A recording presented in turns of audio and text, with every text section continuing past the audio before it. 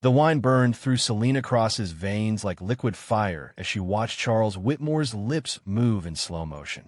The elegant dining hall blurred around her. Her fingernails dug half-moons into her palms as his voice echoed, somehow muffled yet cutting like glass. "My son deserves better than someone from the gutter," Charles declared to the room packed with country club friends, business partners, and stunned family members. "Street garbage in a borrowed dress, pretending to belong in our world." 23 pairs of eyes swung between them, eager to see if the nobody dating the prince would dare defy the king. Selena felt each heartbeat pound at the base of her throat as she slowly folded her napkin, fabric that probably cost more than her first apartment's rent. She placed it beside her untouched plate of overpriced salmon. Her voice stayed calm as she rose. "Thank you for dinner, Mr. Whitmore," she said.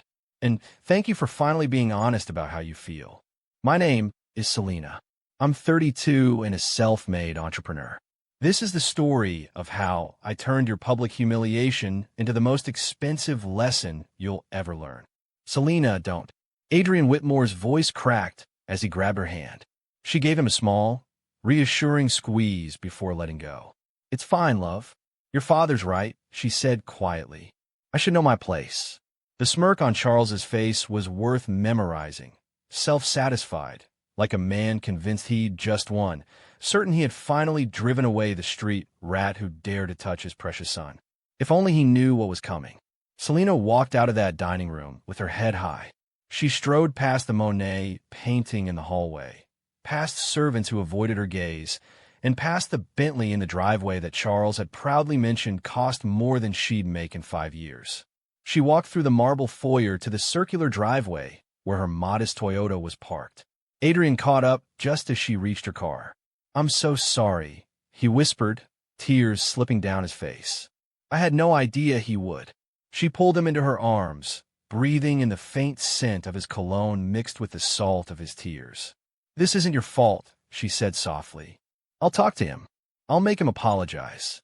"No." She tucked a strand of his dark hair behind his ear.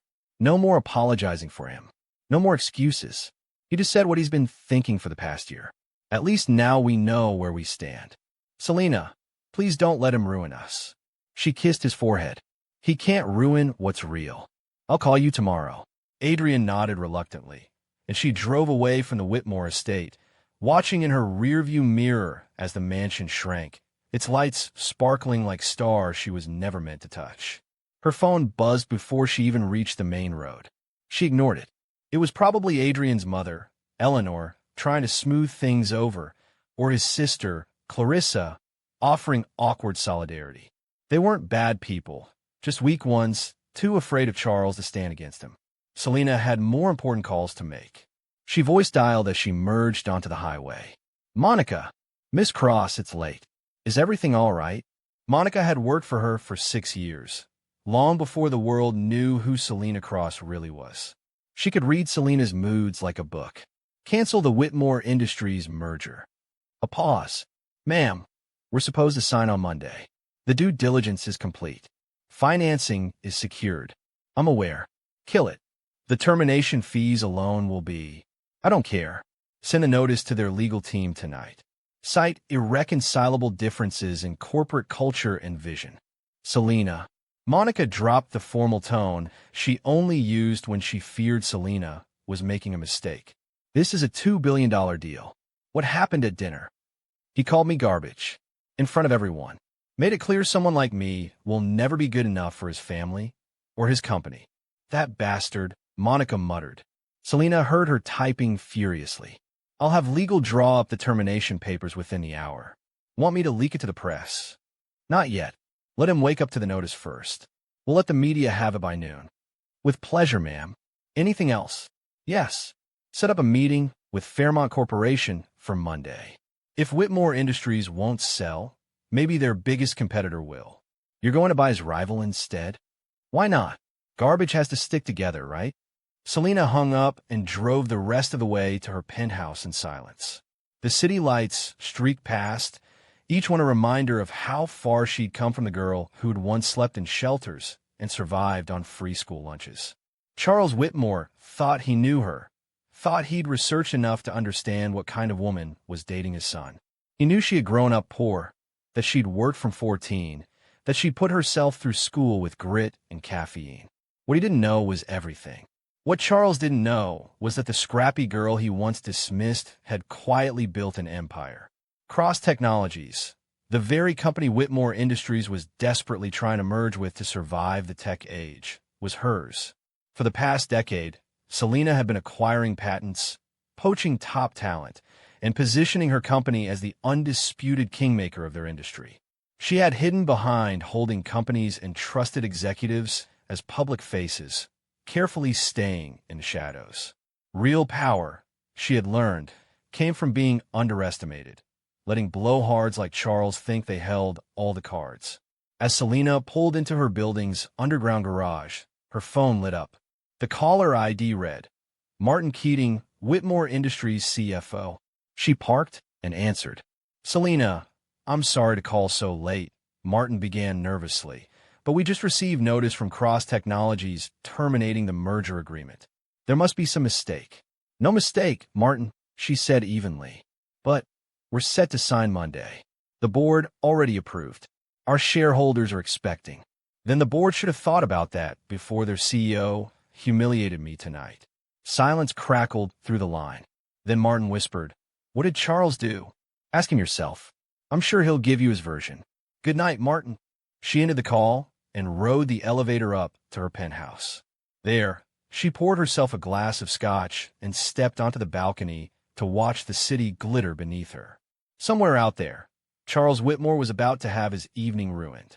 She wondered if he would connect the dots quickly, or if it would take him longer to realize that the garbage he mocked now controlled the one thing his empire needed to survive. By morning, Selena's phone showed 47 missed calls. Charles had tried 6 times himself, which must have been agony for a man like him. The great Charles Whitmore, reduced to begging for attention from the woman he'd called trash. She was calmly reviewing quarterly reports over breakfast when Monica called. The financial press got wind of the terminated merger, Monica reported. "Bloomberg wants a statement. Tell them Cross Technologies has decided to explore other opportunities that better align with our values and vision," Selena said. "Vague and devastating," Monica replied. "I love it." Monica hesitated. "Also, Charles Whitmore is in the lobby." Selena nearly dropped her coffee. "He's here. Showed up 20 minutes ago. Security won't let him up without your permission, but he's making quite a scene. Should I have him removed?" "No. Send him up. But make him wait in the conference room for 30 minutes. I'm finishing breakfast." "You're evil," Monica muttered, though Selena could hear her smiling. "And make a conference room C, the one with the uncomfortable chairs," Selena added before hanging up. 45 minutes later, Selena walked in a conference room C to find Charles Whitmore looking nothing like the untouchable king from last night. His perfectly styled hair was disheveled. His tailored suit looked slept in. The man who had lorded over dinner like royalty now resembled what he was, a desperate CEO watching his legacy crumble. He stood as she entered, his pride visibly cracking. "Thank you for seeing me," he said stiffly. "You have 5 minutes," Selena replied coolly, sitting without offering her hand. "I apologize for last night," Charles began, forcing each word. "My words were inappropriate." "Inappropriate." Selena laughed coldly. "You called me garbage in front of your entire social circle. You humiliated me in your home, at your table, while I was there as your guest and your son's girlfriend. I was drunk." "No," she cut in sharply. "You were honest. Drunk words, sober thoughts. You thought I was beneath you since the moment Adrian introduced us. Last night, you finally said it out loud." Charles's jaw tightened, his old arrogance flickering. "What do you want? An apology? You have it. A public statement? I'll make one. Just, the merger needs to happen. You know it does." "Why?" Selena asked. "Excuse me. Why does it need to happen? Explain why I should do business with someone who fundamentally disrespects me." "Because it's business. It's not personal." Selena's eyes hardened. "Everything is personal when you make it personal." She stood, pacing toward the window. "You researched me, didn't you? Dug into my background. Found the foster homes, the free lunches, the night shifts at warehouses to pay for textbooks. He nodded reluctantly. But you stopped there. You saw where I came from and assumed that defined me. You never looked at where I was going. She turned sharply. Do you know why Cross Technologies is successful, Charles? Because you have good products, he muttered. No, because I remember being hungry. Because I remember being dismissed, overlooked, underestimated, Selena said, her voice like steel. Every person we hire, every deal we make, every product we launch. I ask if we're creating opportunity or just protecting privilege. Your company represents everything I built mine to fight against. Old money protecting old ideas, keeping the door locked to anyone who didn't inherit their seat at the table. Charles's silence was answer enough. The merger is dead, she finished. Not because you insulted me, but because you show me who you really are. Charles swallowed hard. This will destroy us, he said quietly. Without this merger, Whitmore Industries won't survive the next 2 years. Then maybe it shouldn't, Selena replied without flinching. He stared at her as though she'd slapped him. Maybe it's time the old guard stepped aside, she continued, and made way for companies that judge people by their potential, not their pedigree. Charles rose abruptly, his chair clattering to the floor. Wait, what about Adrian? You'll be destroying his father's company, his inheritance. Selena paused at the door, her hand on the handle. Adrian is brilliant, talented, and capable. He doesn't need to inherit success. He can build his own. That's the difference between us, Charles. You see inheritance as destiny. I see it as a crutch. He'll never forgive you, Charles warned. Maybe not, Selena said calmly. But at least he'll know I have principles that can't be bought or intimidated away. Can you say the same? His lips pressed into a thin, defeated line. Selena left him there. When she returned to her office, Monica was waiting with a stack of messages and a knowing glint in her eyes. Fairmont Corporation wants to meet Monday morning, Monica reported. They're very interested in discussing an acquisition. Good, Selena replied. Make sure Charles hears about it by this afternoon. Already arranged for the leak, Monica said smoothly. She hesitated. Also, Adrian is here, in your private office. Selena's breath caught. How long has he been waiting? About an hour. I brought him coffee and tissues. Did he say how he knew to come here? Selena asked. Monica nodded. He called the office main line asking for you. When I told him you were meeting with his father, he asked if he could wait. Selena's chest tightened. You did the right thing. After leaving Charles stewing in the conference room, she walked to her private office. Adrian was curled up at her desk chair, eyes red but dry. He looked up when she entered, and she saw his father's sharpness but his mother's warmth in his face. Hi, he said softly. Hi, she replied, closing the door behind her. I heard what you told him, Adrian murmured. Monica, let me watch on the conference feed. Selena crossed to her desk and perched on its edge. And I think Adrian stood, moving to stand between her knees. I think I've been a coward, letting him treat you that way, making excuses, hoping he'd change. Adrian, no. Let me finish, he interrupted gently. He took her hands. I've spent my whole life benefiting from his prejudices without challenging them. Adrian's voice cracked. Last night, watching him, I was ashamed, not of you, of him, of myself, for not standing up sooner. Selena searched his face. What are you saying? I'm saying that if you'll have me, I want to build something new with you, without my family's money or their conditional approval. She stared at him, her heart pounding. Are you sure? Walking away from that inheritance is no small thing. Adrian gave a soft laugh. You just terminated a $2 billion merger because he disrespected you. I think we'll figure out the money part. Selena smiled, the weight in her chest easing. I love you, she said simply. I love you too, Adrian replied. Even if you did just declare corporate war on my father. Especially because I declared corporate war on your father, she teased. He grinned. Especially because of that. Their laughter faded into a soft kiss. It was the first moment of peace either had felt since the night before. Selena wanted to stay in that moment forever, but her phone buzzed on the desk, shattering the silence. It was Monica. Selena tapped speaker. Ma'am, Monica said briskly. Charles is holding an emergency board meeting. Our sources say they're discussing reaching out to you directly. Over his head. Selena's eyes narrowed. Tell them Cross Technologies might be willing to discuss a merger with Whitmore Industries under new leadership. Emphasis on new? Monica asked, catching on immediately. Exactly. Adrian blinked. You're going to oust my father from his own company. I'm going to give the board a choice, Selena replied. Evolve or perish. Adrian rubbed his face. He won't go quietly. I wouldn't expect him to, Selena said. This is going to get ugly. Probably. My mother will cry. Definitely. My sister will write another terrible song about family drama. God help us all, Selena murmured, smiling faintly. Adrian looked at her, like she was both chaos and salvation. So, when do we start? She smiled back, sharp and bright.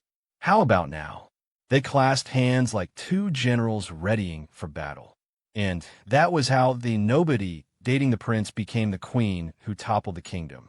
Not with a sword or an army, but with a simple truth. Respect isn't inherited. It's earned. Those who refuse to give it when it's earned learn the hard way that sometimes the garbage takes itself out and takes everything else with it. By the following Monday, Charles Whitmore was no longer CEO of Whitmore Industries. By Tuesday, Cross Technologies announced a merger with a newly restructured company. And by Wednesday, Adrian was named their new head of strategic development. By Thursday, the world had changed. Charles Whitmore had learned the most expensive lesson of his life. Never call someone garbage unless you are prepared to be thrown out with it. The media tore into the scandal like wolves. Headlines screamed of corporate coups and shattered dynasties. Selena read them with quiet satisfaction from her penthouse balcony.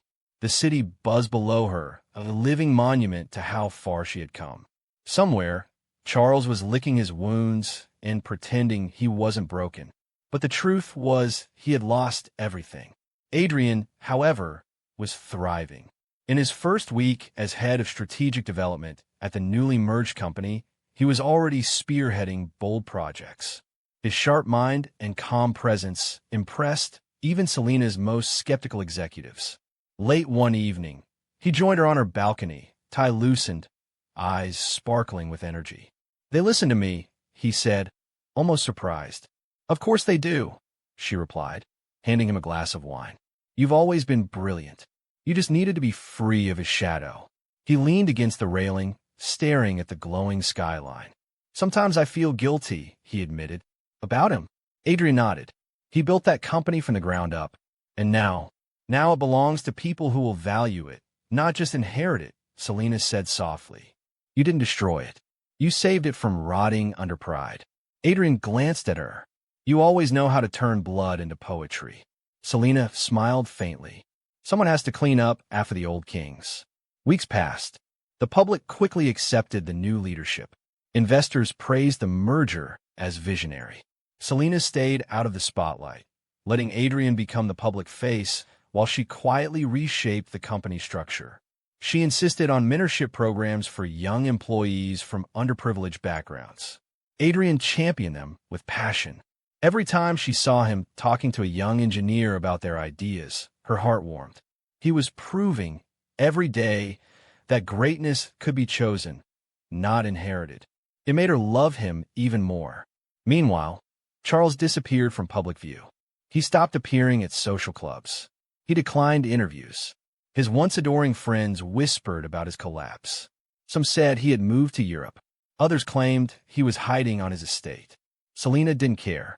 The kingdom had fallen, and the fallen king was irrelevant. Adrian never mentioned him either. If the silence hurt him, he never showed it. Selena never pushed.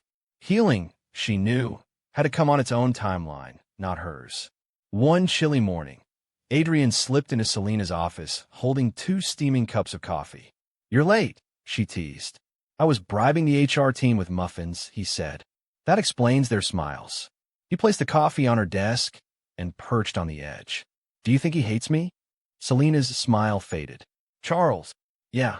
She studied him for a long moment. I think he hates himself more. And I think one day, he'll realize losing was the best thing that ever happened to him. Adrian stared at his coffee. You think he'll talk to me again? Yes, Selena said quietly. Maybe not soon. Maybe not kindly. But yes. Adrian exhaled, shoulders relaxing. I don't know why I still care. Because you have his strength, she said, reaching for his hand. But none of his cruelty. He smiled faintly, eyes shining. I love you.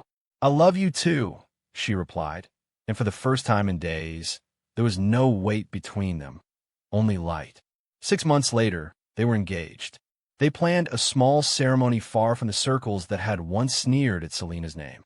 She chose a quiet coastal villa. He chose a simple silver ring.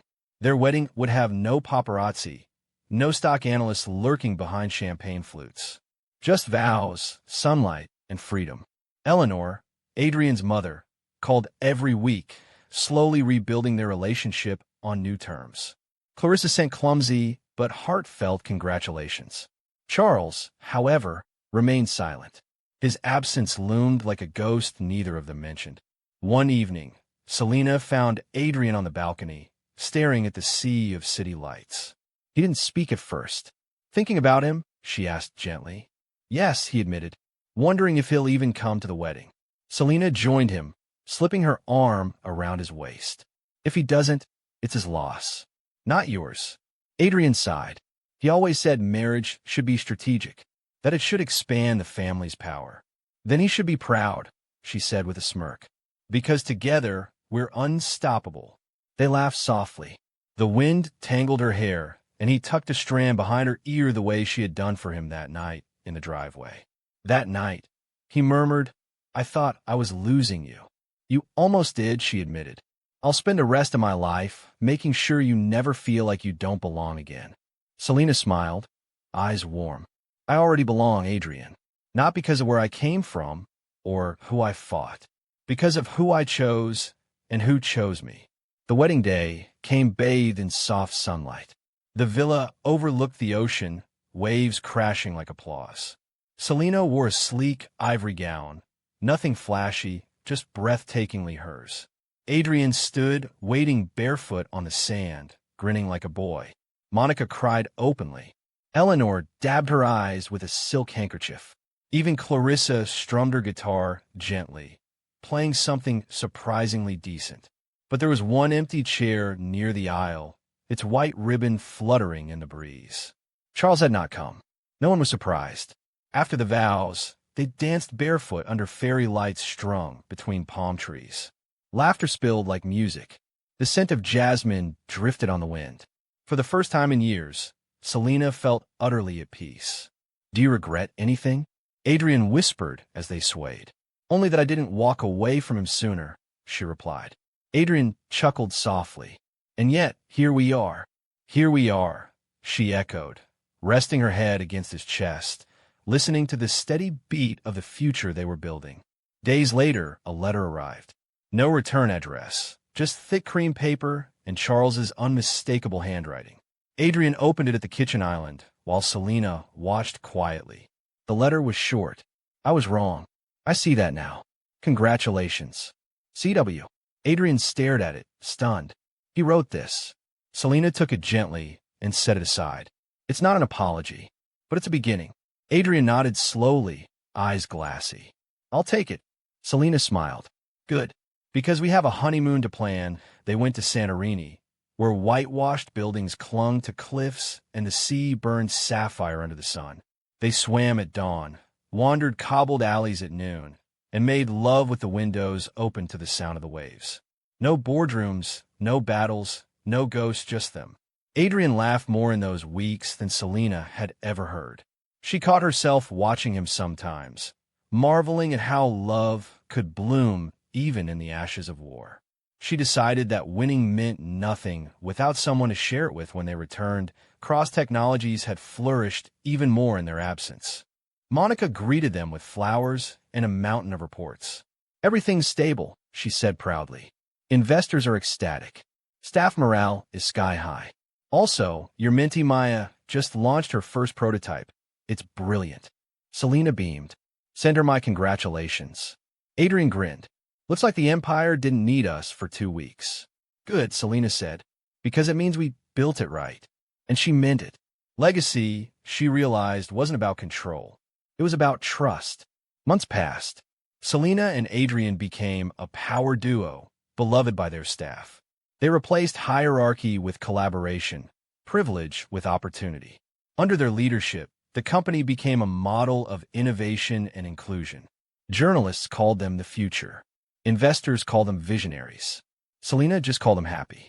At night, they went home, cooked pasta barefoot, and argued playfully about movies. Success stopped feeling like armor and started feeling like freedom. For the first time, Selena believed she could have it all and deserve it. One autumn afternoon, Monica knocked on Selena's office door, looking oddly nervous. "There's someone here to see you," she said. "Who?" "Charles." Selena's pen froze. "Here." Monica nodded. "He looks older." Selena hesitated, then said, "Send him in." Charles entered slowly, cane tapping on the polished floor. His hair was silver at the temples now, his posture less rigid. He looked smaller somehow. He held his hat in his hands like a man visiting a grave. "Selena," he said quietly. "Adrian."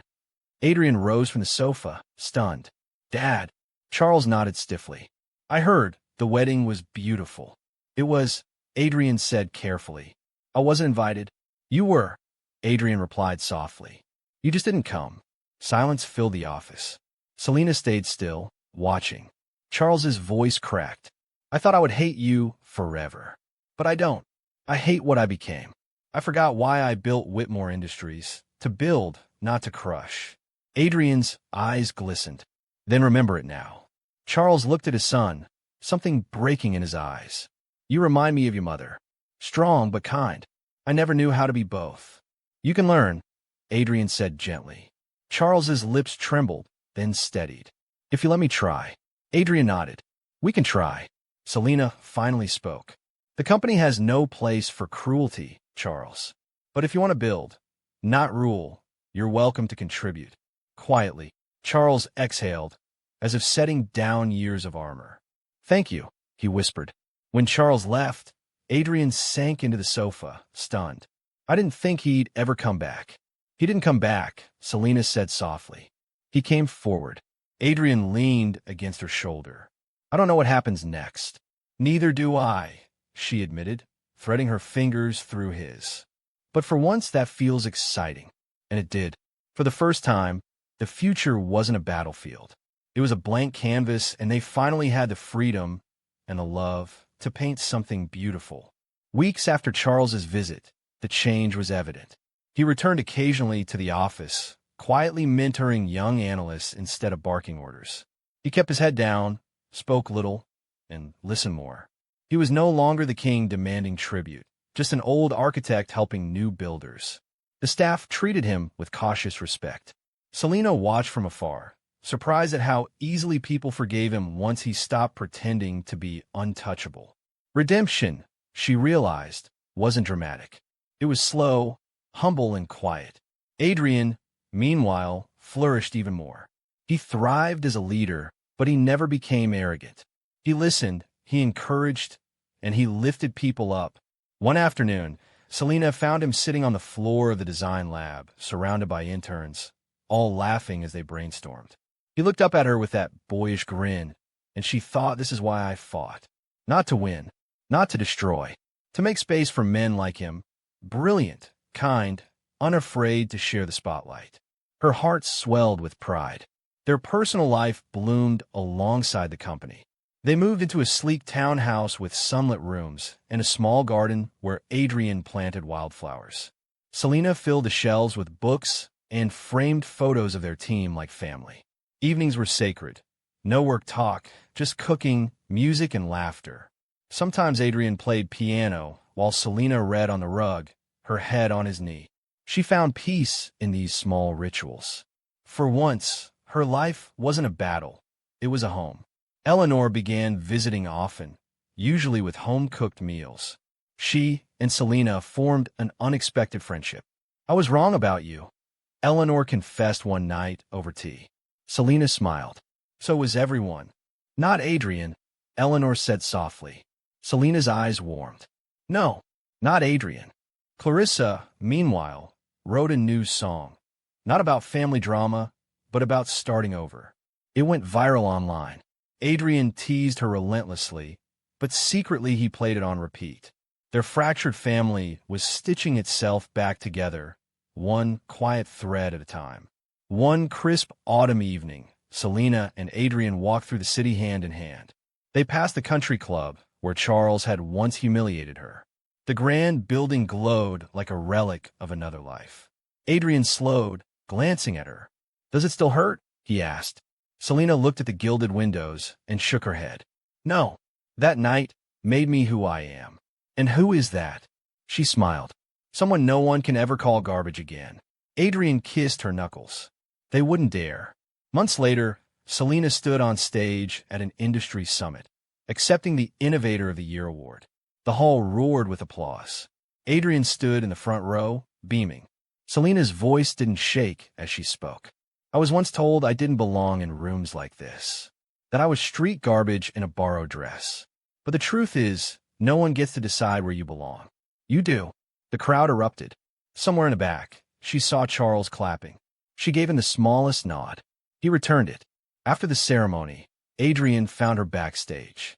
"You were magnificent," he said, pulling her into his arms. "You think so? I know so. You made half the room cry." "Only half," she teased. He kissed her forehead. The other half was just hiding it better. They laughed, and for a moment, it felt like the world was theirs, not because they conquered it, but because they rebuilt it, together, on their terms. Selena knew then she would never again question her place in it. Years passed. Cross Technologies became the blueprint for inclusive innovation. Former interns became executives. Kids from underfunded schools became industry leaders. The company changed countless lives, not just theirs. People often asked Selena her secret. She always said the same thing: hire the hungry. Believe in the underestimated. Then get out of their way. It became the company motto, etched in steel in the lobby. Visitors stopped to read it. Some smiled. Some cried. All of them understood it was her truth. At home, life stayed simple. Mornings in the garden. Evenings on the balcony. Sometimes Selena caught Adrian staring at her the way he had that night by her Toyota, eyes full of wonder. "What?" she would laugh. "I still can't believe you chose me," he always said. "I didn't," she'd reply, kissing him softly. "I chose us." And she meant it. Every triumph, every battle, every scar had led her here, to this man, this peace, this love. For once, ambition and happiness lived in the same house.